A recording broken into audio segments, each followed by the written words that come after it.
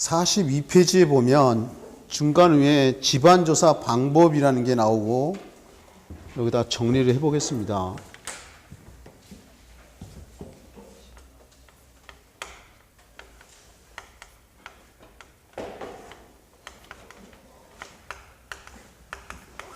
땅속을 조사하는데 여러 가지 방법이 있고요. 처음에 보면 시험 파기라는 게 나와 있어요. 결론부터 얘기하면 그건 잘 안 써요. 지금은 옛날에 많이 썼던 거다. 이걸 다른 말로 터파기라도 합니다. 여러분 책에도 나와 있지만 터파기라고도 하는데, 땅속을 갖다가 이렇게 있으면 집안이다 그러면 실제로 이렇게 땅속을 파보는 거예요. 파보면 예를 들어서 어디부터 어디까지는 예를 들어서 점토층이다.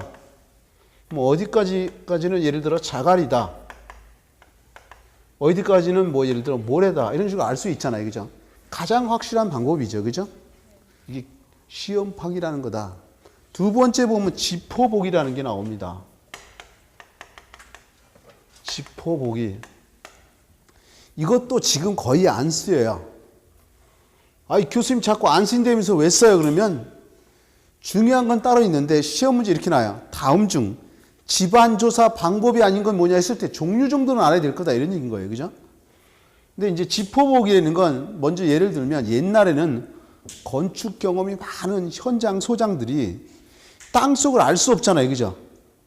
그러니까 쇠몽댕이 들고 이렇게 내리쳐보는 거야. 딱 내리치면 이 집안이 단단하면 진동이 많이 생겨요. 손에서.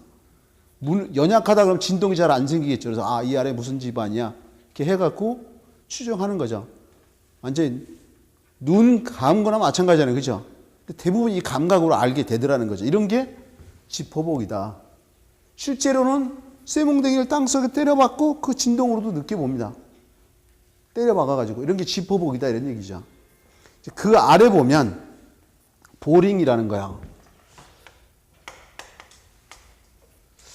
이 보링에 보면 오거식 보링이라는 게 있고 수세식 보링이라는 게 있고 충격식 보링이라는 게 있고 회전식 보링 이렇게 있는데, 이 중에 제일 중요한 거는 이 회전식 보링이 중요해요. 소개를 하면요. 일단 여러분 책에 보면 이 오고식 보링은 빠져있고 수세식, 충격식, 회전식만 나와 있어요. 근데 오고식이라는 것도 있다. 여기다 넣어볼게요. 여기 집안선이 있으면요. 오고라는 걸 이용해서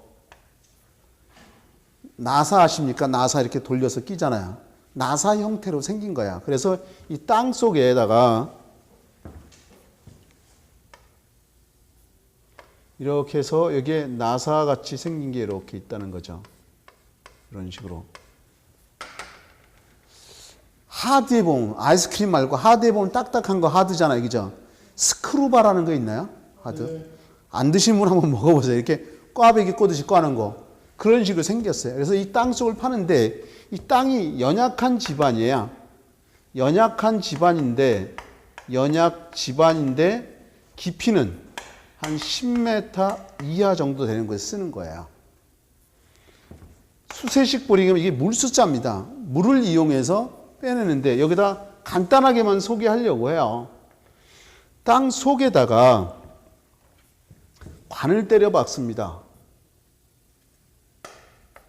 관을 때려 박는데 두 개의 관을 때려 박아요. 이 겉에 있는 건 박과 내자를 써서 외관 이렇게 얘기하고, 이 안에도 관을 때려 박습니다.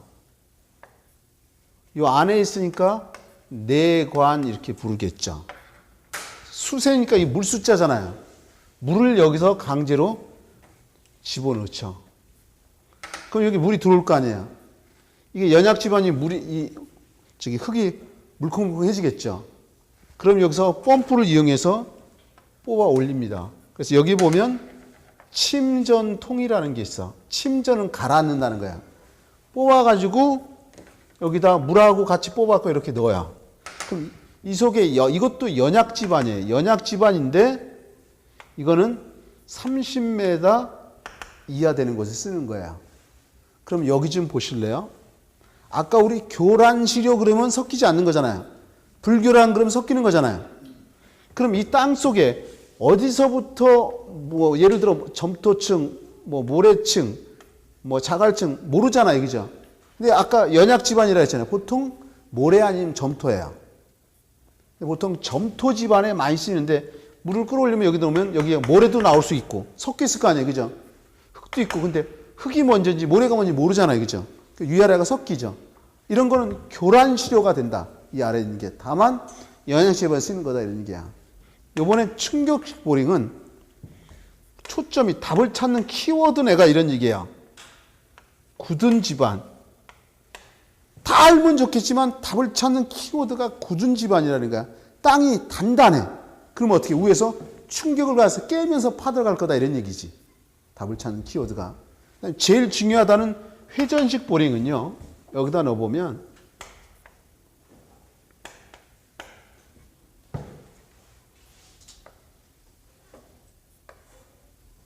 이것도 날개가 있긴 있습니다. 이렇게 안내 깃이 이렇게 있는데 이 속에 구멍이 나 있어요.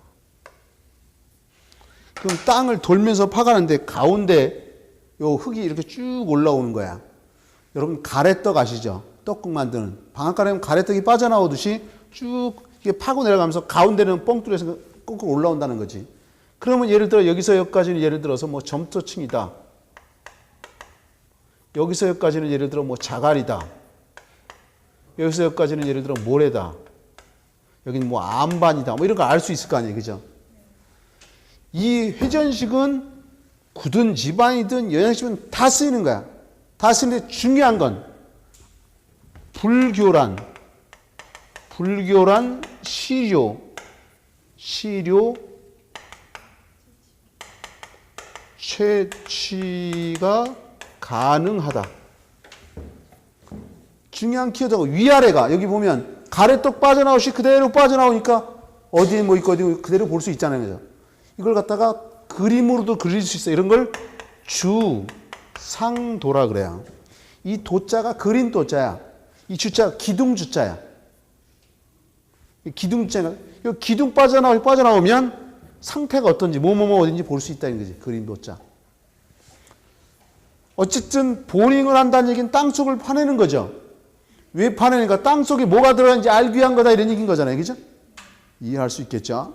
그 다음에 일단 그 가로 3번에 42페이지 맨 아래 보면 보링이라는 게 나와 있는데 지문을 한번 보기만 할 겁니다. 지표면에서 땅속으로 구멍을 뚫어 땅속에 구멍을 뚫는 걸 천공한다 그랬죠. 그 안에 토사를 채취하여 관찰하는 방법이다. 지중 토질의 분포, 땅속이 뭐뭐로 돼 있는지, 토층 등을 알 수 있고 지층 단면도를 작성하는 데 중요한 기초자료가 되며 가장 정확한 방법이다. 이 표현도 이거 회전식 보링만 주상도 중 가장 정확한 거야. 이게 포괄적으로 쓴 거지만 보링의 목적이 흙의 주상도를 작성할 수 있다. 근데 이거는 충격식은 수세식은 주상도 못 그리잖아요. 그죠? 그러니까 이게 표현이 좀 부족한 거예요. 여러분 책이. 주상도를 그릴 수 있는 건 뭐예요? 회전식 보링만 할 수 있는 거예요. 사운드 테스트 이건 조금 이따 배울 겁니다. 옆 페이지 가서. 그 다음에 시료 채취, 지하수위 측정, 토질 조사 이런 거로 보링을 해서 알 수가 있다는 거죠. 옆 페이지 가보면 보링의 종류가 나와요. 충격식, 수세식, 회전식. 원래 전공서적에 보면 이거 수세식, 충격식, 회전식 이렇게 나와 있었는데 여러분 책은 이 순서만 바꿔놓은 거야. 원래 이게 10m자고 그죠? 이거 30m잖아요. 굳은 집안 어디든지 답하고 이렇게 머릿속에 기억하기 좋거든. 어쨌든 그 수세식 먼저 보면 니은에 지중해 간에서 물을 분사하여 천공 구멍을 뚫는 방법이다 이거죠. 가이사가 간단하며 깊이 30m 정도 연질층, 연한 지층, 모래나 흙 이렇게 되겠죠. 다시 그 위에 기억에 충격식 보링 비트의 상하 왕복 운동으로 집안에 충격을 주어 청구하는 방법이다. 단단한 집안, 여기다 키워드 밑줄 그으세요. 내가 굳은 집안, 곧 단단한 집안이 답을 찾는 키워드라고 얘기했어요. 그 다음에 디귿의 회전식 보링이요. 비트를 회전시켜 청구하는 방법으로 지층의 변화를 연속적으로 또는 비교적 정확하게 알고자 할 때 사용하며 불교란 시료 채취 가능. 여기다 밑줄 그으려고 합니다. 불교란 시료 채취. 다 밑줄 그으면 어떤 게 중요한지 모른단 말이야. 일단은 처음에는 연필로 내가 하라 그랬어요. 아는 거면 체크 안 하는 거죠. 그 다음에 볼펜하고 그 다음에 마지막에 할 때는 칼라펜에서. 아는 건 체크할 필요 없는 거잖아. 모르는 것만 체크해야지. 그래야 자기가 공부할 게 구분이 되는 거니까. 어쨌든 그 회전식 보링은 불교란 시료 채취가 가능하다는 거예요. 그 다음에 비읍 지문도 보려고 그래. 가장 정확하며 무른 지층에서 단단한 안반에 여기까지 굴러야 된다. 안 쓰는 데가 없다 이거죠. 굳이 다 열 필요는 없고. 이제 그 아래 표준관입 시험이 있고 다음 페이지 넘겨보면 베인 테스트라는 게 있어요. 있나요? 베인 테스트 밑에 보면 사운딩 테스트라는 게 있어요. 이제 여러분 책이 약간 정리가 부족한데 여기다가 할 겁니다.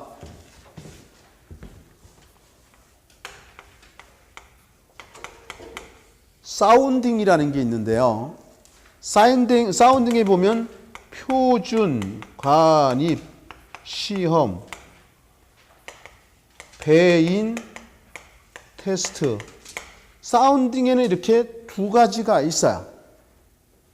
그러면 설명이 중요해요. 왔다 갔다 하지 마시고 미리 결론 내리면 시험에 이 표준관입 시험하고 배인 테스트가 중요해요. 이게 많이 나오는데 이 사운딩이라는 거로는 잘 안 등장해요. 기사에는 가끔 등장하는데 건축기사나 이런 데는. 근데 어쨌든 이 두 가지가 많이 나오고 사운딩에 이 두 가지가 있는 거다 이거야. 여러분 교재 그 44페이지 아래 보면 그 중간 아래 보면 가로 보면 사운딩 테스트에서 정적 테스트, 동적 테스트라는 게 있나요? 정적 테스트 보면 베인 테스트라고 돼 있죠. 요거 베인 테스트가 정적이다. 정적이라는 건 움직임이 없다는 거야. 정적 테스트. 이거는 표준관입 시험은 동적, 움직일 동자야. 동적 테스트다 이런 얘기인 거야. 그러니까 정리가 좀 약간 이 저자가 표현을 좀 나름대로 했지만 제대로 못한 거야. 다시 얘기합니다. 사운딩에는 표준관입 시험, 베인 테스트라는 게 있는 거다. 이 단어가 시험에 많이 나오는데 이제 또 다른 게 표준관입 시험은 이게 움직일 동자야. 동적 테스트고 베인 테스트는 정적 테스트다 이런 얘기죠. 그럼 이제 설명해 볼 거야. 자, 제일 중요한 키워드가 표준관입 시험은 사질 집안에서 하는 거고 이 베인 테스트는 점토 집안에서 하는 겁니다. 제일 중요한 키워드가. 이제 여기를 한번 보시면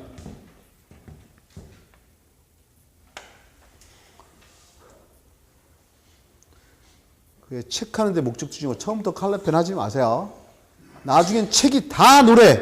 뭐가 중요한지도 구분도 안 돼. 날 믿어. 처음은 내가 이 책 한 권 끝날 때까지 그냥 잘 보라 그랬어. 아, 그렇구나. 그럴 수밖에 없겠네. 이거 하는 거야. 그 다음 파트 들으면 여유가 생겨. 좀 아니까. 그럼 메모할 수 있어요. 아는 게 모르는지. 내가 공부는 아는 게 뭐고 모르는 게 뭔지 구분하는 게 제일 중요한 거라 그랬어. 날 믿어라.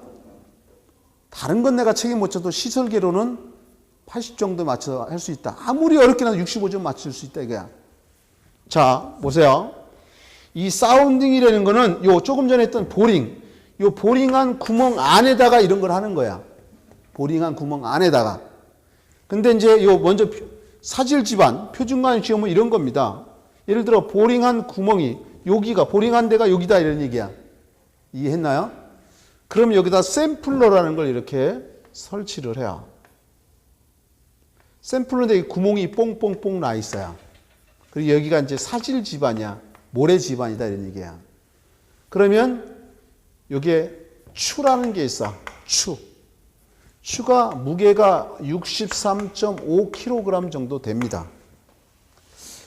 내 몸이 원래 74점 얼마 정도 됐는데 지금 한 몸무게 운동을 해서 68점, 오늘 아침에 헬스클럽에 보니까 68.25 나오더라고요.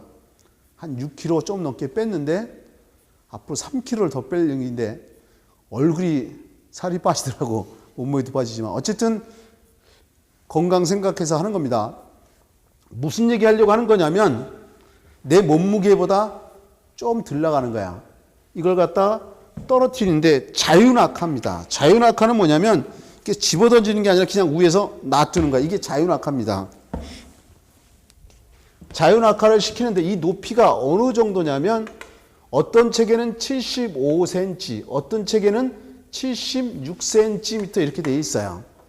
왜 그러냐면 우리가 원서를 옮기면서 인치 단위하고 우리는 센티미터 단위 쓰잖아요. 약간의 오차가 생겨. 75점 얼마, 근데 반올림 76도 되고. 그래서 이거로 쓴 책도 있고 이거 쓴 책도 있어. 이 숫자 갖고 시험 문제 내는 인간은 없어. 그러니까 고민하지 마. 75로 외워도 되고 76으로 외워도 된다 이런 얘기야. 자연악화 시키면 이 아래 사질 집안이죠. 내 몸무게 때리니까 이게 들어갈 거 아니야. 몇 센치 될 때까지 때려 박는 거냐면 30cm 될 때까지 때려 박는 거야. 그런데 집안 연약하면 30cm 두세 번이면 들어갈 거 아니야. 단단하면 30번, 50번 때려 들어갈 거고. 이런 걸 갖다 우리가 표준관입시험이라고 한다. 중요한 건 사질 집안이라는 거야. 당연히 사운딩은 요 보링한 구멍 안에서 한다 그랬고. 그럼 이제 베인 테스트라는 거 점토 집안인데 여기다가 해볼까요? 여기가 보링한, 요 보링한 구멍이 여기에요. 이 아래가 점토 집안입니다. 여기에 십자형의 철판이 있어요. 이 십자형의 철판이 이렇게 있다. 요걸 갖다가 우리가 베인이라고 하는가? 요걸 베인. 그럼 여기에 로드가 있어요. 요 로드 맨 앞을 선단이라 그래서 여기서 연결을 합니다. 그리고 여기 이제 손잡이가 이렇게 있어요. 이 점토 집안이잖아요. 손잡이가 있으니까 이거 뿡 누르면 들어갈 거 아니야. 맞아요? 그래서 이 손잡이를 회전시키는 거야. 회전시키는데 집안이 연약하면 회전이 잘 되겠죠. 단단하면 잘 안 될 거 아니야. 그죠? 진흙에, 점토가 진흙이잖아요. 점착력, 점착력을 테스트하기 위한 거야. 그러니까 당연히 무슨 집안이어야 되는 거야? 점토 집안이죠. 근데 시험 문제는 어떻게 나오냐? 이게 중요한 거잖아. 표준관 시험은 사질 집안이고 점토 집안, 베인 테스트는 점토 집안인데 이걸 갖다 거꾸로 쏘는다는 거야. 옳지 않은 것을 해가지고. 이해할 수 있어요? 내가 이렇게 기억하라 했어. 점토 집안 연약하니까 점착력을 달라붙는지 안 달라붙는지 이게 점착력이라고 하는 거야. 쉽게 얘기하면 부착력이라고도 표현할 수 있어. 이해할 수 있겠죠? 이렇게 된다. 이제 교재로 들어갈 거예요. 교재. 43페이지로 갑니다. 43페이지.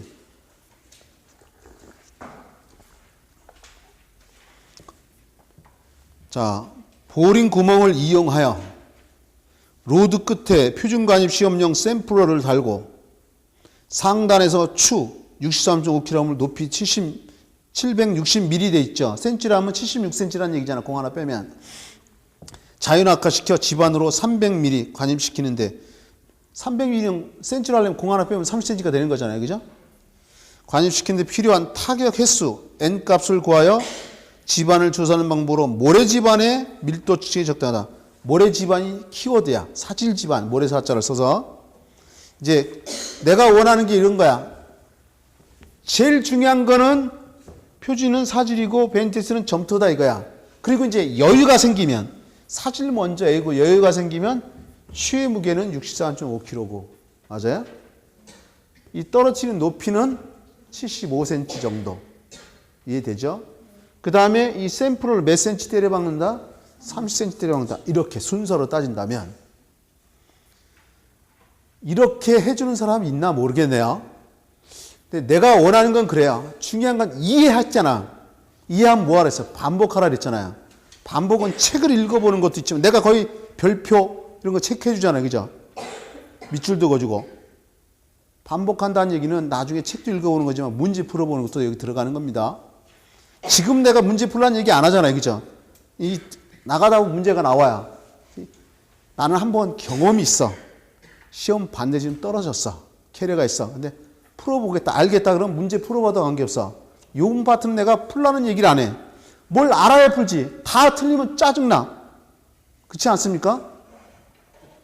영어 원서 갖다 주고 읽으려면 짜증난다는 거야. 그러니까 어느 정도 알면 보여요. 그럼 재밌어요.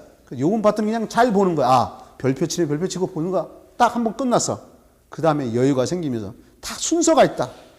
나 요번에 끝낼 거야. 한다라고 뻗어버리면 남는 거 없어요. 앞에만 새카만 거지. 자, 그 다음 페이지 넘겨보면 그 도표가 하나 나올 때 N값이라는 게 있잖아요. 몇 번 때려야 30cm가 들어가냐 이런 얘기인 거예요. 그 도표에서 그 도표 맨 밑에 보면 1에서 4, 그러니까 한 번에서 4번 때린다는 거지. 이거 자연학화 한 번에서 4번 하면 30cm 들어간다는 거야. 그럼 뭐예요? 매우 다지지 않은 모래집안. 이 소리 뭐야? 아주 연약한 모래집안이다 이런 얘기인 거죠. 그죠? 4에서 2번 다지지 않은 모래집안 쫙 있어. 맨 위에 보면 매우 단단한 모래집안은 50번 이상이죠. 이거 애우려고 애쓰지 마세요. 아, N값이라는 게 있는데 타격 횟수다. 몇 번 때리면 들어가는지. 당연히 조금 때려서 들어가면 연약한 집안, 많이 때리면 굳은 집안이라는 거죠. 그 아래 이제 베인 테스트요. 보링 구멍을 이용해서 십자 날개형으로 생긴 베인이라는 장치를 로드 선단에 부착하여 집안에 때려박고 회전시켜 그 회전력을 조사하여 집안 성질을 조사하는 방법으로 진흙, 점토질의 점착력 판별. 여기다 밑줄 그려요. 점토의 점착력 판별. 답을 찾는 키워드가 그거다 이런 얘기야. 그 아래 사운딩이 곧 요 두 가지 얘기하는데 표준관 시험은 동적 시험이고 베인 테스트는 정적이다 이거지. 이거 보세요. 이게 추가 때리면서 움직이잖아. 그죠? 이게 동적이 될 수밖에 없잖아. 베인보다는. 그죠? 그 다음에 그 아래 물리적 지하 탐사법이라는 게 있어요. 여기다가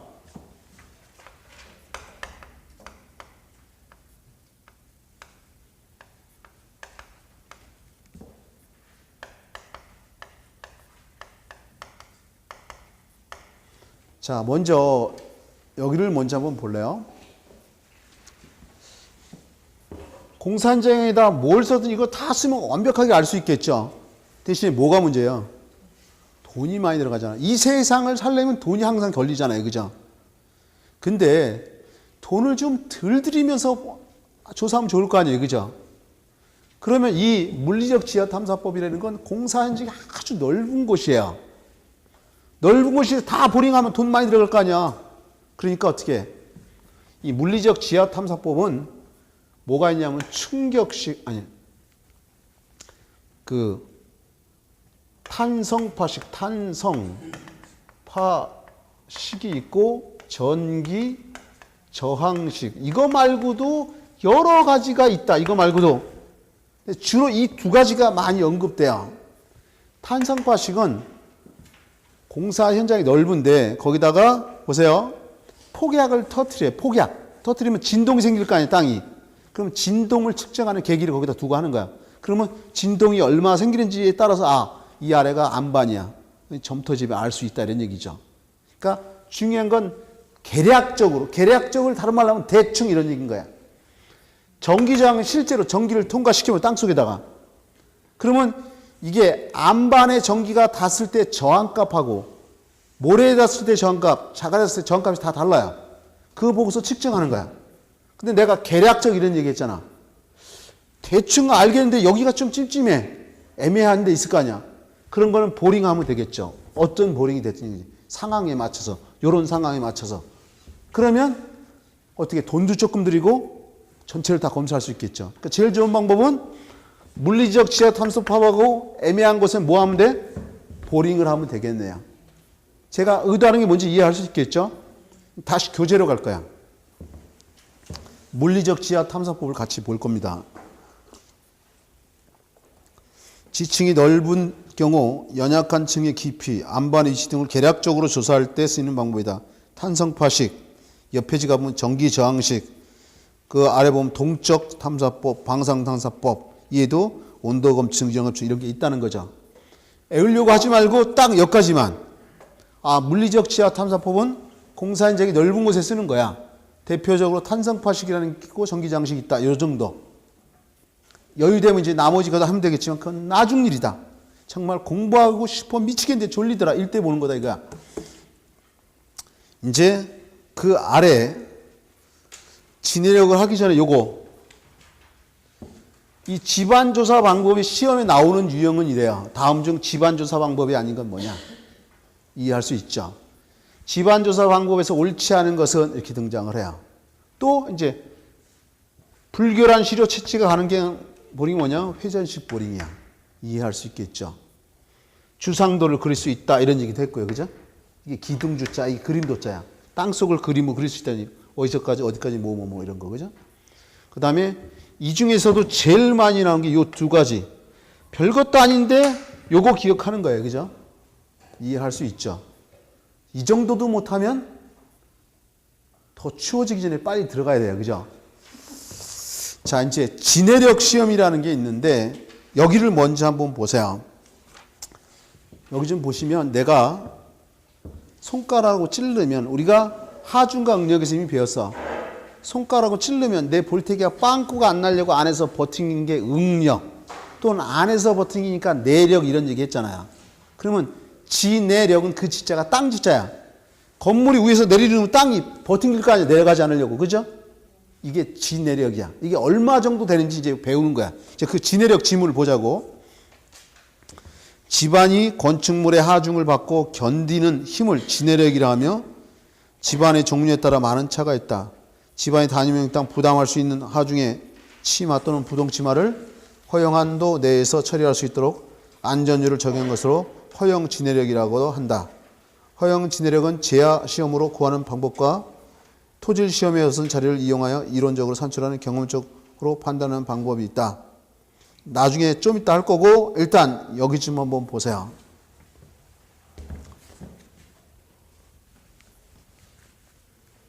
여기서부터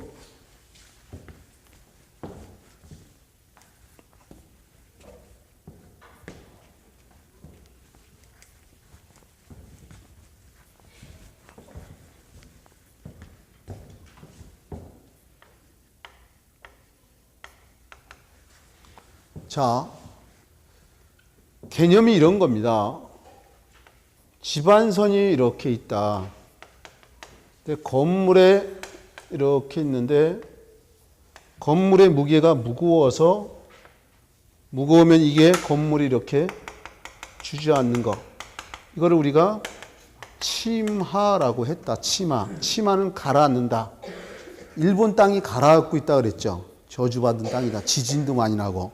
그래서 걔는 대륙으로 넘어올 수밖에 없어요. 그래서 외침을 하는 겁니다. 나중에 진의 종족 보존을 위해서. 이렇게 똑같이 주저앉는 걸 갖다 우리가 균등 치마라고 배웠습니다. 또 이게 삐딱하게 주저앉는 걸 부동치마라고 배웠고요. 그러니까 치마에는 균등 치마가 있고 부동 치마가 있는데 이 부동 치마가 건물이 무너질 확률이 더 많다는 거죠. 그래서 시험에는 부동 치마가 중요한 거다. 이게 이따가 뒤에 부동 치마가 나올 겁니다. 별표 할 거예요. 최소. 곱하기 100까지 되는데 보통 별표 정도. 어쨌든 간에 건물이 내리누를 때 땅이 잘 버틴겨야 치마가 안 생기는 거 아니에요. 그죠? 이해할 수 있겠죠. 근데 예를 들어 점토냐 자갈이냐 안반에 따라서 버팅기는 정도가 다를 거 아니에요. 그죠? 여기다가 이제 집어넣는 게 이렇게 들어가는 거죠. 허용. 얼마까지 허용할 거냐.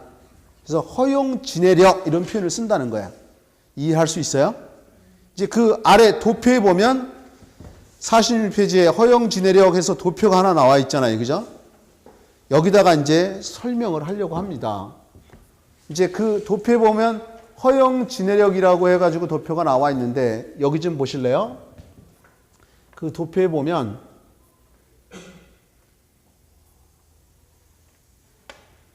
경암반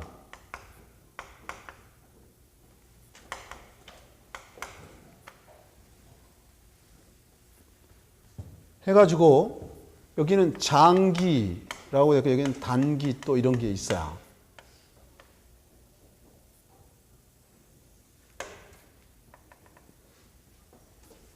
단위는 킬로 뉴턴 per 제곱미터 이렇게 되어 있고요. 의미가 뭐냐면 이 경암반은 4,000 이렇게 써 있어요. 자, 설명해 볼게요. 이 암반이라는 건 돌을 얘기하는 거죠. 근데 경암반 그러면 단단한 돌 이런 뜻입니다. 단위를 보시면 요거 제곱미터 앞에 숫자 원래는 1이 있는 겁니다. 1제곱미터당 이런 뜻인 거야. 여기다 그림으로 보면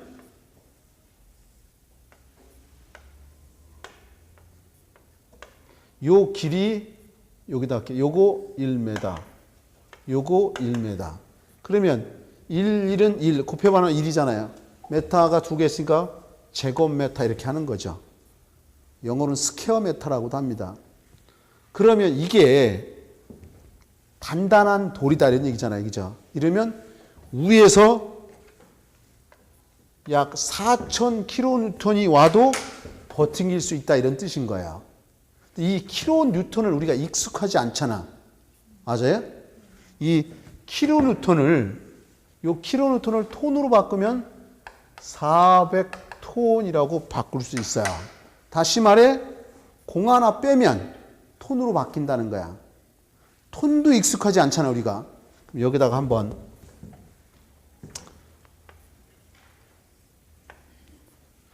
설비 시간에 가서 배웠는데 우리가 기초인문반에서 얘기도 했지만 이 길이가 1m, 이 길이가 1m, 이 길이가 1m. 그러면 1 세제곱미터 이런 거잖아요. 그죠? 이걸 1루베라고도 읽습니다. 이 안에 물이 가득 차 있다. 이거 물이 가득 차 있으면 이 물의 무게가 1000kg이에요. 1000kg. 이 1000kg을 1톤이라고 표현하는 거야. 이 가로 1m, 세로 1m, 높이 1m 여기 물이 가득 찼을 때 그 정도의 무게가 1000kg라는 게 1톤이다 이런 얘기인 거야. 이해할 수 있겠죠. 내가 볼륨감을 느끼게 해주려고 하는 거야. 그러면 이거 한 김에 이걸 갖다 우리가 1000리터라고도 해요. 이 소리는 1000kg이 1000리터니까 1kg이 1리터랑 똑같은 거야. 왜 내가 이런 소리 하냐면 나중에 설비시에 가보면 물의 양을 산정할 때 보기에 보면 리터로 안 나와요. 답이 세제곱미터로 나온다는 거.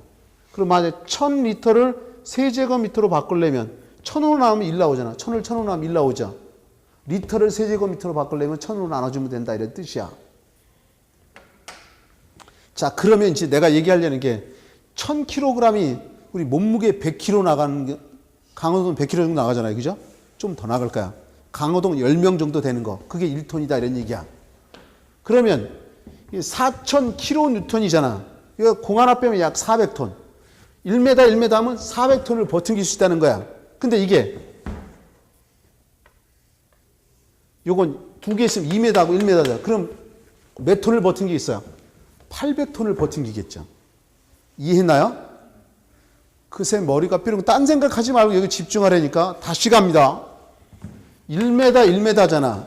그럼 400톤을 버팅기는 거죠. 4000kN을 버팅기는 거잖아. 옆에 이런 게 하나 더 있다 이거야. 그러면 요건 2잖아. 그죠? 2 곱하기 1이니까 1제곱미터당 4000kN, 400톤이잖아.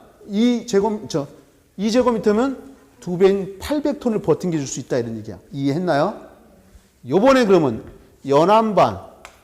이 소리는 암반은 돌인데 연약한 암반이다 이런 얘기지. 맞습니까? 이건 2000도 있고 1000도 있어요. 돌의 종류에 따라서. 이해할 수 있나? 여러분 교재도 보면 2000만 있잖아. 근데 좀 더 세분하면 2000도 있고 1000도 있다 이런 얘기야. 이해했어요? 그러면 이걸 톤으로 바꾼다면 공 하나 빼면 된다 그랬잖아. 200톤에 100톤 정도 된다는 거지. 그러면 그 아래 보면 자갈이라고 있어요. 자갈에 보면 300kN 이렇게 나와 있나요? 맞아요? 이걸 톤으로 바꾼다는 얘기는 어떻게 해요? 공 하나 빼면 되죠. 30톤. 이 의미가 여기 봐봐. 여기 자갈들이 있어. 1m. 그러면 30톤을 버팅길 수 있다는 거야. 300kN를 버팅길 수 있다는 거야. 이해할 수 있겠죠? 그 아래 보면 자갈하고 모래 섞인 게 나와요. 자갈하고 모래하고 섞여 있어. 그럼 이거는 200kN 이렇게 나와 있나요? 그쵸? 이번에는 모래 플러스 점토 150 이렇게 나와 있어요. 그 다음에 여기 보세요. 모래 따로 됐고 점토도 따로 이거는 100 이렇게 돼 있어요. 그러면 이제 결론을 내려보자고. 결론을 내리면 시험 문제, 여태까지 모든 시험 문제를 분석해 보면 집안의 허용 진해력이 큰 것에서 작은 것 순서로 옳은 것은 이렇게 등장을 했어요. 근데 이거 다 열려면 머리 쥐나잖아. 여기 보세요. 이런 얘기에 내가 모든 재료의 기본이 가벼울수록 단열과 방음이 잘 되죠. 대신에 강도는 약하다. 그래서 오리털 파카 보면 가볍잖아요. 단열 방음이 잘 돼요. 근데 강도는 약하다. 그걸 뒤집어서 보면 몸무게가 많이 나갈수록 펀치력이 세다 이거야. 꼰특은 레슬링은 체급을 나누는 이유가 그런 거예요. 몸무게가 많이 나가면 강도가 크다 이런 얘기죠. 이해할 수 있죠. 그러면 위에 거서부터 아래로 내려올 때 아래로 올수록 입자가 어때요? 작은 거잖아. 이해했나요? 설마 이걸 틀린 사람은 없어요. 답이 바뀌어지는데 대부분 여기서 바뀌어지더라 이거지. 이해했나요? 또 하나는 어렵게 나오면 이렇게 나옵니다. 또 어려워봐야 거기서 거기인데 하나씩 다 써주는 거야. 근데 하나는 바꿔서 다른 숫자를 집어넣는다는 거야. 이 두 가지 하면 된다. 근데 이제 여기 장기가 있고 단기가 있죠. 맞아요? 그럼 먼저 시간에 우리 이런 거 했었죠. 하중과 응력이라는 거, 그죠? 맞습니다. 하중이라는 건 내가 손가락 힘이 하중인데 수평은 수평 하중이죠. 위에서 누르면 수직 하중이고 그게 빵꾸가 안 날려고 볼때기가 버티는 게 응력, 그죠? 안에서 버틴다 해서 내력, 그죠? 그러니까 장기 응력은 이 정도를 버티게 준다는 거야. 근데 내가 그때 이런 얘기 했죠. 구조 처음부터 끝날 때까지 공통상이 항상 장기보다는 뭐가 크다? 단기가 크다 그랬어요. 구조 처음부터 끝날 때까지. 맞습니까? 그럼 이건 장기가 이거다. 그럼 단기는 이거보다 이게 더 클 거 아니야? 약 1.5배 됩니다. 그 오른쪽에 보면 단기는 1.5배 한다. 장기 응력에 대한 허용 응력도는 각 수치에 1.5배로 한다. 이해했나요? 또 먼저 시간에 이게 응력을 안 배우면 또 헷갈리는데 동영상 봐. 그리고 아니 되면 내가 보통 여기에 한 6시 반 전에는 와요. 그러니까 와서 질문하면 돼요. 사무실로 들어오면 돼요. 내가 앉아서 별거 안 해요. 책도 안 들고 다녀요. 가방도 안 갖고 다녀요. 여기 책 놔두고 다녀요. 내 머릿속에 다 있으니까. 귀찮아가지고. 뭔 소리인지 아시죠? 와서 물어보란 뜻이야. 절대 꼬집거나 때리지 않습니다. 자, 이제 그 의미를 전달한 것 같고 그 아래 이제 집안의 허용 진해력도 이것도 별표 정도는 되는 거야 이거. 허용 진해력도가 별표 정도는 되는 거예요. 보통 이거 이제 그 아래 지중응력의 분포라는 게 있고 그 옆에 지가 보면 그림이 있죠. 여기다가 이제 하려고 합니다. 여기다가.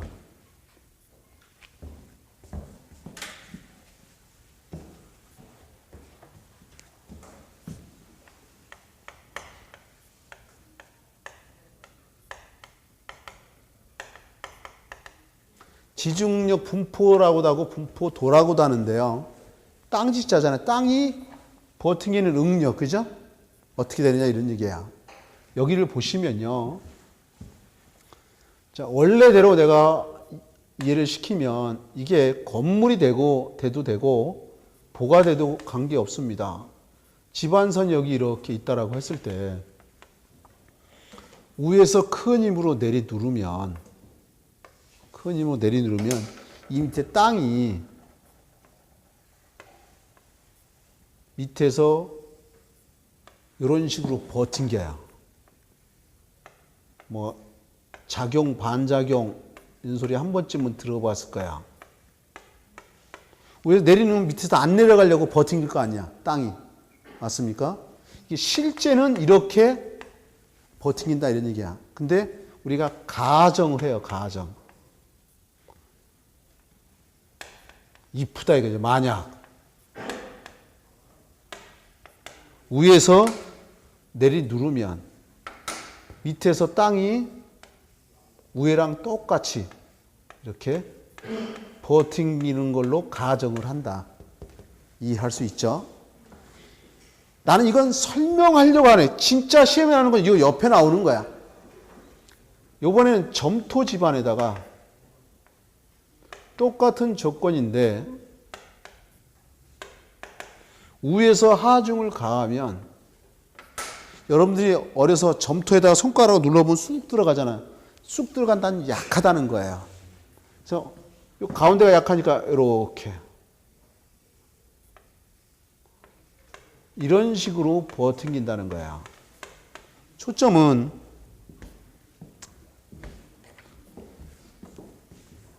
자, 요 길이가 짧으면 버팅긴 응력이 작다는. 그러니까 점토 찔러면 쑥 들어가잖아. 그죠? 요 길이가 길면 이 주변에 버팅긴 힘이 크다 이런 얘기야. 그럼 이제 건물로 이제 확장시킬 거야. 건물이다 이거야. 이게 건물이야. 빌딩이다 이거야. 빌딩. 그러면 가운데가 약하잖아요. 그 건물이 이렇게 쳐진다는 거야. 이해할 수 있어요? 지금 설명하면 누구나 다 이해해. 근데 좀 세월이 가면 뒤집어서 생각하더라는 거야. 요 길이가 짧으면 버티기는 응력이 작다는 거야. 길면 크다는 거고. 이해했나요? 요번엔 사질이야, 사질. 사자가 모래사자라고 했어요. 어려서 모래성을 쌓아보면, 모래성 건드려 보면 주변이 와르르 무너지죠. 가운데는 있고. 맞나요? 그러면 이 주변은 와르르 무너진다는 얘기 약하다는 거야. 이렇게 버팅긴다는 거예요. 그러면 요 길이가 짧으면 버팅긴 능력이 작다는 거죠. 길면 크다는 거잖아요. 그죠? 그러면 사질 집안에다 건물을 치면 이 가운데 튼튼하잖아. 주변이 약하잖아요. 그러니까 이렇게 주변이 건물이 가라앉는다는 거죠. 주변이. 이해했나요? 되는 거죠? 근데 이제 시험이 이제 나오는 얘기를 하면 이 두 가지가 나오는데 이렇게 표현합니다. 원래 점토는 중앙이 버팅기 능력이 최소고 주변이 최대야. 모래는 사질은 버팅기 능력이 주변이 최소고 중앙이 최대예요. 이걸 거꾸로 써놓고 물어본다는 거야. 옳지 않은 것은. 이해됐죠? 그럼 이제 교재로 가서 확인할 거야. 46페이지로 갑니다. 자, 응력이란 건축물의 하중에 대해 저항하는 힘으로 기초 저면에 접하는 집안에는 상부 하중에 대한 반력으로 접잡이 형성된다. 흙들로 구성된 집안에 가해진 하중은 기초 밑면의 접잡은 같은 모양으로 가정하지만 실제 강력한 기초가 같은 모양으로 침할 때 접잡 부분은 같지 않다. 1번, 실제 접잡은 일반적으로 균일한 것으로 하나 토질과 기초의 강성에 따라 달라진다. 내가 아무 얘기도 그냥 읽어보니까 처음에서 읽어보니까 다음 파트는 쳐다보지도 않아 이런 거. 두 번째, 경질 점토의 하중을 가하면 점토네요. 그죠? 맞습니까? 그 압력은 양단부에서 최대, 중앙부에서 최소다. 체크할 거야. 여기 좀 보세요. 일단 여기 먼저 볼래요? 호흡이 안 맞으니까 막 끌고 가기 너무나 힘들어. 컨디션도 별로 안 좋아요. 내가 혓바늘이라는 거 있죠. 기둥이 있고 보가 있잖아요. 이 보를 갖다가 4등분 해요. 가운데 두 개는 중앙부, 양쪽은 단부 이렇게 불러요.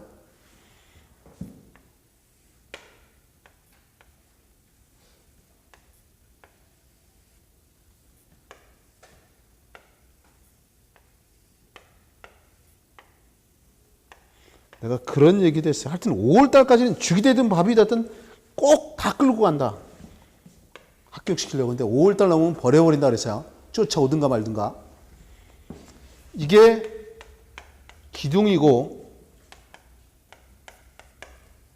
이게 보입니다. 근데 이 보를 갖다가 4등분 합니다. 반, 반, 반.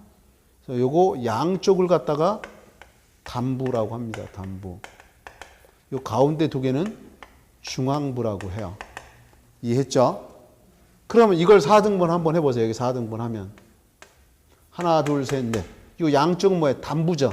맞아요? 양담부는 응력이 크죠. 중앙부는 작고요. 그 짐을 다시 한번 보자고. 동그라미 2번. 경질 점토에, 점토입니다. 흙. 하중을 가면 그 압력은 양담부에서 최대. 여기 보세요. 여기도 담부, 여기도 담부잖아. 양쪽 담부, 이런 양담부. 이해했죠? 그래서 양담부 최대 중앙이 최소. 이걸 거꾸로 해서 답이 된다 그래서 그 아래도 이제 3번 지문도 모래와 같은 입상토에서 하중을 가하면 양담부에서는 최소, 중앙부에서는 최대. 이거 보면 양쪽 담부에서는 최소다 이거지. 중앙부는 최대고. 밑줄 그어야 됩니다.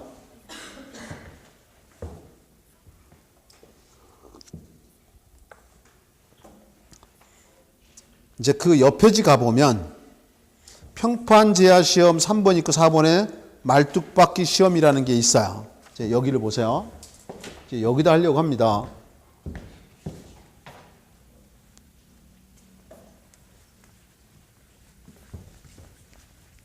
타이틀이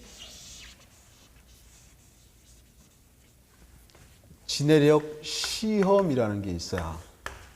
말 그대로 땅이 얼마만큼 버티기는지 시험하는 게 있다 이거지.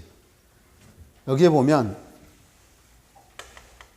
평판 제하 시험이라는 게 있고 말뚝 박기 시험이라는 게 있어요.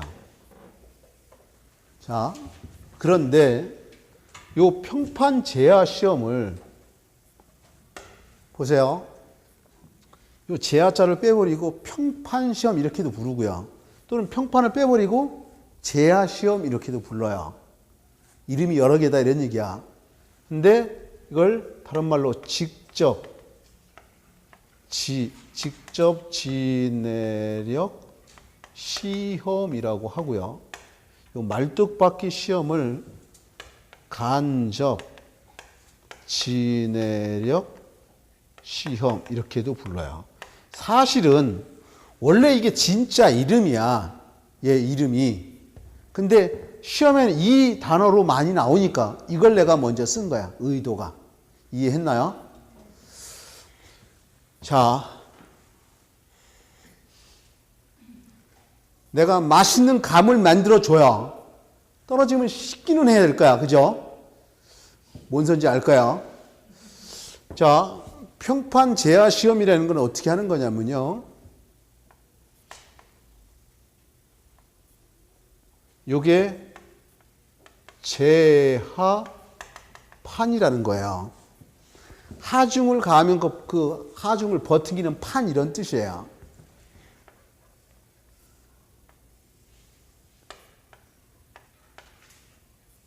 이렇게 있으면 요 길이가 30에서 약 45cm 정도 됩니다.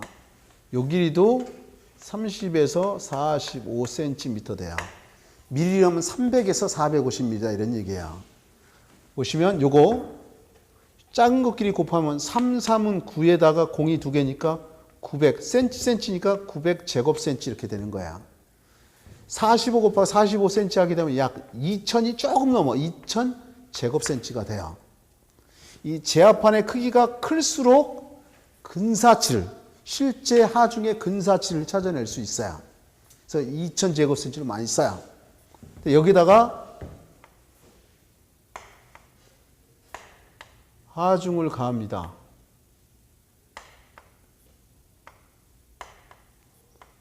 이런 장치를 마련해 놓고 여기다가 하중을 실쳐.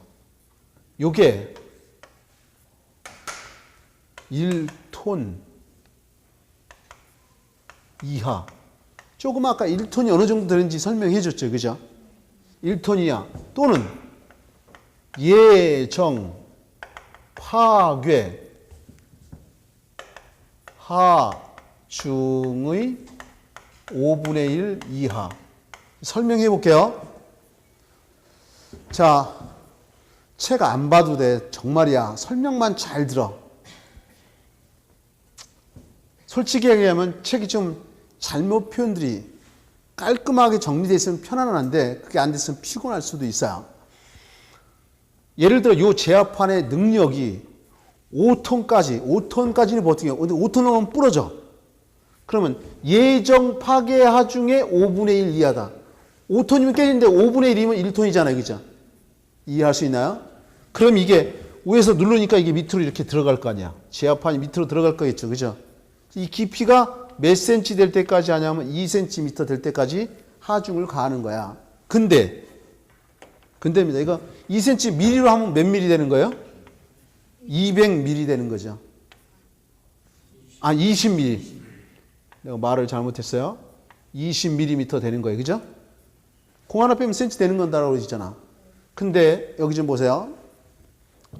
자, 2시간에 0.1mm 밖에 안 내려갔어. 위에서 가는데 시간이 2시간이라는데 이거밖에 안 내려가. 그러면 정지한 걸로 봐주는 거야. 정지한 걸로. 그러면 여기다가 또 이렇게 가는 거야. 1톤 이하 예정 파괴하 중에 5분의 1. 또 가면 이제 내려가겠죠. 맞아요? 2시간 될 때 0.1m 내려가. 그러면 또 1톤 예정 파괴 5분의 1 또 가는 거야. 이런 식으로 해서 몇 cm 될 때까지? 2cm 될 때까지 하중을 가하는 거야. 이해할 수 있습니까? 그럼 요때가 2cm 될 때가 단기. 요때가 단기 허용 진내역이라고 하는 거야. 내가 조금 전에도 그랬네요. 항상 장기보다는 뭐가 크다? 단기가 크다 그랬잖아. 이게 단기잖아. 그럼 장기도 있겠네. 그죠? 장기는 이 값에 한 2분의 1에서 3분의 2 정도밖에 안 돼. 다 작다 이런 얘기야. 이해했나요? 이렇게 테스트하는 게 우리가 평판 제하 시험이라는 거다. 이해했죠? 이해하면 되는 거야. 이제 교재로 가보자고.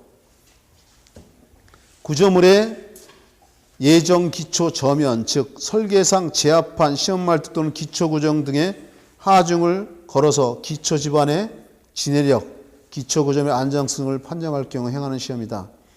제압판의 크기와 두께, 보통 300mm 곱하기 300mm. 이게 곱하면 9만 제곱밀리미터가 나온다 이거죠. 강판의 두께는 25mm. 중요한 건 아닌데 요거 두께 얘기하는 거야. 요 두께는 25mm다 이런 얘기인 거야. 그 다음에 디귿짐은요. 체크할 거야. 크기가 클수록 정확한 진해력을 값을 구할 수 있다는 거야. 그래서 요거 900에서 2000 제곱센티인데 이걸 많이 쓴다는 거죠. 클수록 정확한 데이터를 찾아낼 수 있으니까. 그 다음에 3번 지문에 매회 제하 하중은 1톤 이하 예정 파괴 하중의 5분의 1 이하로 한다는 거. 2시간 4번에 치마전과 2시간에 0.1mm 비율 이하로 됐을 때는 정지된 걸로 본다는 거죠. 총 치마량 20mm에 도달했을 때를 단기 하중에 의한 허용 진행을 본다. 이해됐죠? 다 설명된 거잖아요. 그죠? 이제 그 아래 말뚝박 시험은 여기를 한번 보세요. 여기를 한번 보세요. 착하지. 여기 좀 보세요. 공사 현장을 위에서 내려다본 모습을 먼저 여기다 넣을 겁니다. 이 공사 현장입니다. 근데 여기다가 이거 말 그대로 말뚝박 시험, 말뚝을 때려 박아서 얼마나 버티는지 테스트하는 거야. 진해역 시험 중에 말뚝을 때려 박는데 이렇게 세 개를 때려 박든, 이렇게 세 개를 박든, 이렇게 세 개를 박든 말뚝은 항상 3개 이상을 박아야 된다. 이해할 수 있겠죠. 대신에 이 현장에서 실제로 쓰는 말뚝을 때려 박아야 되는 거야. 실제로 똑같이 쓰는 실제 말뚝을 써야 된다는 거야. 여기를 이렇게 잘라 보겠습니다. 이렇게 잘라서 쳐다본 단면을 본다면 여기가 지반선이라고 해보자고요. 그럼 말뚝을 때려 박는데 수직으로 때려 박아야 된다. 이게 수직으로. 이 말뚝을 삐딱하게 이렇게 때려 박으면 안 된다 이런 얘기야. 수직이라는 단어가 나왔습니다. 그죠? 근데 말뚝을 때려 박는데 오해해서 10회 타격한 평균값이라는 걸 써요. 평균값. 자, 이 말뚝을 땅속에 박아야 되잖아요. 보통 5회에서 몇 회? 10회를 때려 박는다는 거야. 근데 말뚝을 때려 박는데 연속적으로 박아라. 연속적이라는 얘기는 뭐냐? 한 두 번 때리다 어우 힘들어 쉬었다 하자. 이런 게 아니라는 거죠. 이 소리는 뭐야? 휴식 시간을 두면 안 된다 이런 얘기인 거야.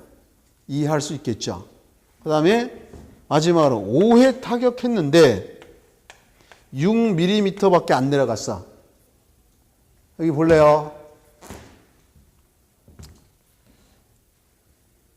내가 옛날에 고등학교 애들 가르칠 때는 별명이 피투성이었어요.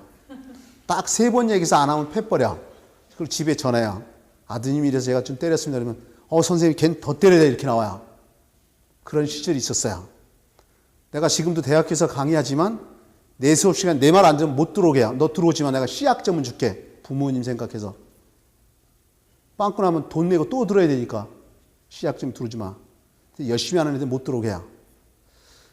내 수업 열심히 해서 합격하는 내가 합격 열심히 강의하면 대충은 안 해요. 안 하면 안 했지. 대신에 시킨 대로 잘 쫓아야 돼. 5회 타격했는데 6mm밖에 안 내려갔어. 그러면 거부 현상이 거부. 쉽게 얘기하면 이거야. 자꾸 귀찮다고 쫓아다니까 나 너 싫어. 거부하는 거야. 왜? 때려박는데 더 이상 안 들어가는데 계속 때려박으면 말뚝이 어떻게 해요? 깨져요. 깨지면 꽝이잖아. 이해할 수 있겠죠. 이게 말뚝 시험의 모든 거예요. 이제 교재로 들어갈 거예요. 47페이지에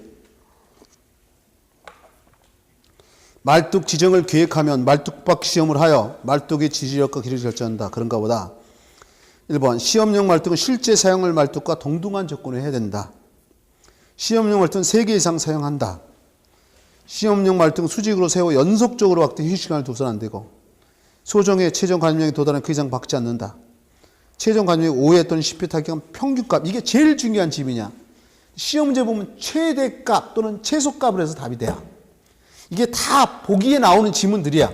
그 중에 제일 중요한 게 이 지문이다. 6번에 타격 횟수가 5회 총 관임량이 6mm 이하일 때는 거부 현상으로 온다. 다 얘기가 됐죠. 그러면 조금 쉬었다가 다시 하도록 하겠습니다.